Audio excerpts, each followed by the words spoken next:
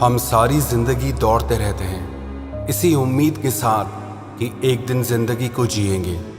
जो बातें हमारी जिंदगी के लिए बहुत ज़रूरी होती हैं, अधिकतर लोग वो सारी बातें भविष्य के लिए छोड़ देते हैं कि भविष्य में करेंगे, इतने साल काम करेंगे, इतने साल मेहनत करेंगे, उसके बाद जा कर के हम रिलैक्स करेंगे, उसके बाद हम कभी मेडिटेशन करेंगे, उसके बाद हम जिंदगी को जिएंगे। लेकिन ये जो बाद है ना, वो कभी आता ही नहीं है और ये जिंदगी हाथों से निकल जाती है। एक बहुत अमीर व्यक्ति था, उसने अपना सारा जीवन पैसे कमाने में लगा दिया। उसके पास इतना पैसा था कि वो जो चाहे खरीद सकता था, लेकिन उसने अपने पूरे जीवन में किसी की भी मदद नहीं की। इतना अपार धन होने के बाद भी उसने अपने लिए भी धन का कभी उपयोग नहीं किया, ना कभी अपनी पसंद के कपड़े पहने, ना अच्छा भोजन किया और ना ही अपनी इच्छाओं की, अपने सपनों को पूरा किया। वो सारी जिंदगी सिर्फ पैसे कमाने में ही बिजी रहता था और पैसे कमाने में वो इतना ज़्यादा व्यस्त हो गया, उसे पता ही नहीं चला कि कब उसका बुढ़ापा आ गया और वो जिंदगी के आखिरी पड़ाव पर आ गया। इस तरह आखिर वो दिन भी आ गया जो उसकी जिंदगी का आखिरी दिन था और एक दिन उसे लेने के लिए मृत्यु खुद आ गई। मृत्यु ने उस व्यक्ति से कहा कि तेरा अंतिम समय आ गया है और मैं तुझे अपने साथ ले जाने आई हूँ। मृत्यु की ये बात सुनकर वो आदमी बोला, अरे मैंने तो अभी अपनी जिंदगी को ठीक से जिया भी नहीं है। मैं तो पैसा कमाने में, काम करने में इतना ज़्यादा बिजी हो गया था कि मुझे अपने पैसे का उपयोग करने का समय ही नहीं मिला। लेकिन अब उन पैसों को खर्च करने का मुझे थोड़ा समय चाहिए। लेकिन मृत्यु ने उससे कहा, मैं तुम्हें अब और समय नहीं दे सकती, तुम्हारी जिंदगी का सारा समय समाप्त हो चुका है और अब उन दिनों को बढ़ाया नहीं जा सकता।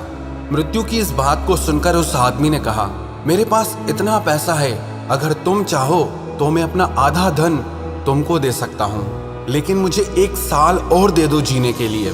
लेकिन मृत्यु ने कहा, ऐसा संभव ही नहीं है। फिर इस पर उस आदमी ने बोला, अगर तुम चाहो तो मेरा 90% धन मैं तुम्हें दे सकता हूँ, लेकिन मुझे सिर्फ 1 महीने का समय दे दो, जिससे मैं अपनी इच्छाओं को पूरा कर सकूं, अपने सपनों को जी सकूं, जिन कामों को मैंने कल पे टाल रखा था वो सारे काम कर सकूं।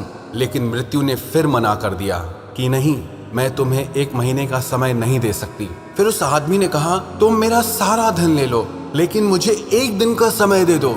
तब मृत्यु ने उसे समझाया, 1 दिन तो क्या, मैं अब तुम्हें 1 घंटे का भी समय नहीं दे सकती।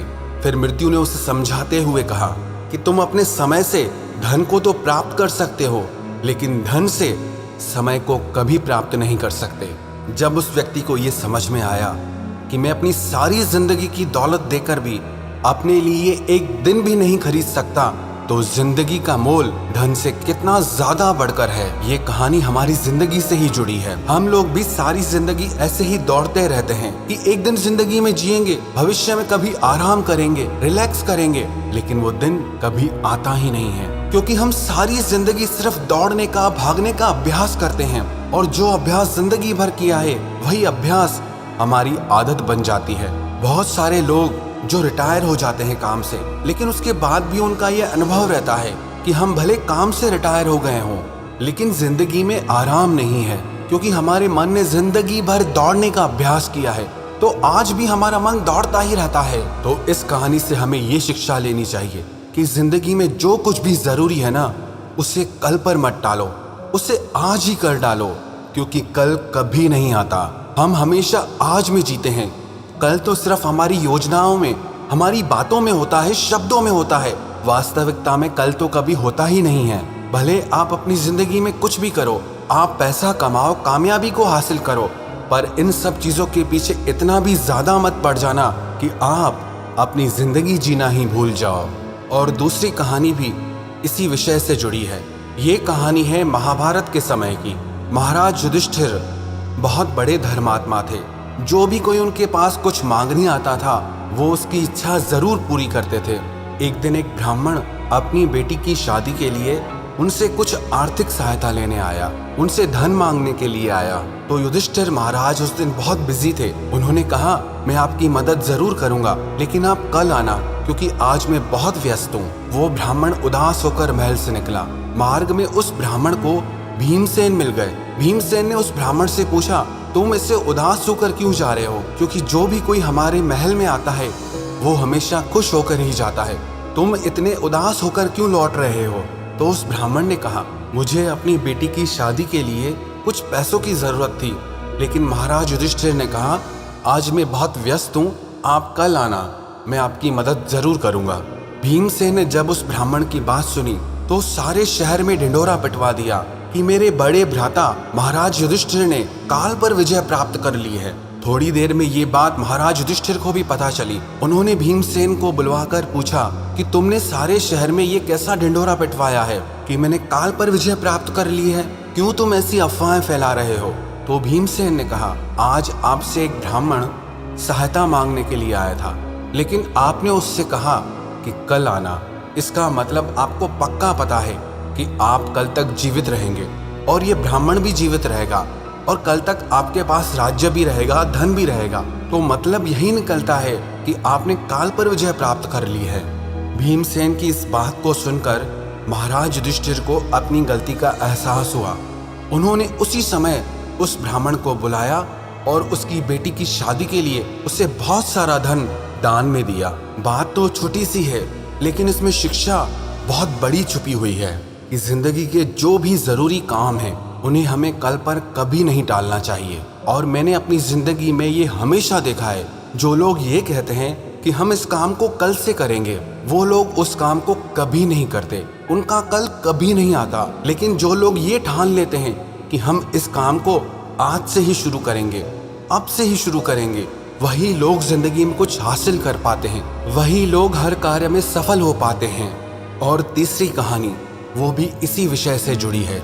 एक व्यक्ति अपनी जिंदगी में बहुत धनी इंसान बनना चाहता था और उसकी वजह से वो एक साथ बहुत सारे काम करने लगा, जिसके कारण वो बहुत सारे कामों में उलझ जाता था और उसकी वजह से धीरे धीरे उसकी याददाश्त कमजोर होने लग गई। वो जरूरी बातों को भी भूल जाता था और धीरे धीरे उसकी वो भूलने की बीमारी बहुत ज्यादा बढ़ गई।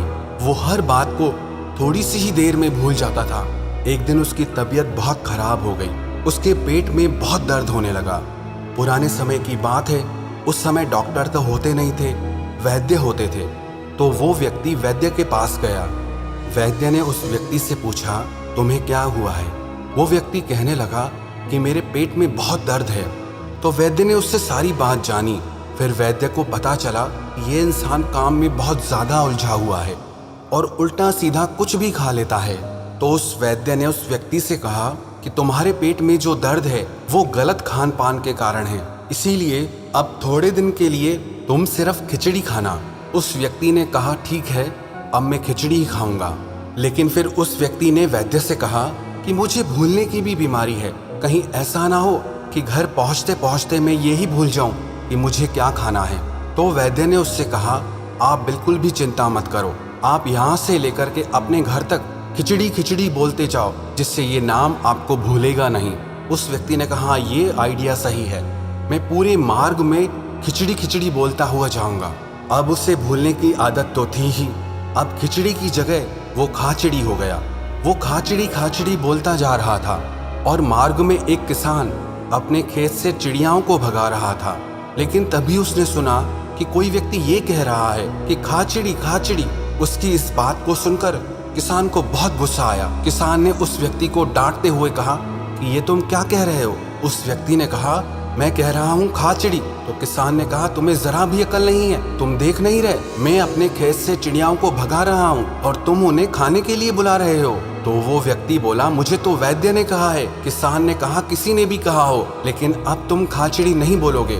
उस व्यक्ति ने पूछा, फिर मुझे क्या कहना चाहिए? तो किसान ने बोला, अब तुम ऐसा बोलो, उड़ चिड़ी उड़ चिड़ी। इसे सुनकर सारी चिड़ियाएं भाग जाएंगी। उस व्यक्ति ने कहा, ठीक है। अब वो उड़ चिड़ी कहने लगा। वो थोड़ा ही आगे चला था कि मार्ग में एक शिकारी चिड़ियाओं को फंसा रहा था। जब उसने ये सुना कि ये व्यक्ति उड़ चिड़ी कह रहा है, तब उसे बहुत गुस्सा आया और उस शिकारी ने इस व्यक्ति को जोर से एक थप्पड़ मारी और उसे डांटने लगा कि ये तुम क्या कह रहे हो? मैं यहाँ इतनी मुश्किल से चिड़ियाओं को फंसा रहा हूँ और तुम कह रहे हो उड़ चिड़ी। उस व्यक्ति ने कहा, मैं क्या करूँ, मुझे वैद्य ने कहा है। तो उस व्यक्ति ने कहा, किसी ने भी कहा हो, लेकिन अब तुम ये मत कहना। फिर उस व्यक्ति ने पूछा कि मैं अब क्या कहूँ। तो उस व्यक्ति ने कहा, अब तुम ये कहना कि आते जाओ और पिंजरे में फंसते जाओ। फिर वो व्यक्ति यही बोलने लगा, आते जाओ और पिंजरे में फंसते जाओ।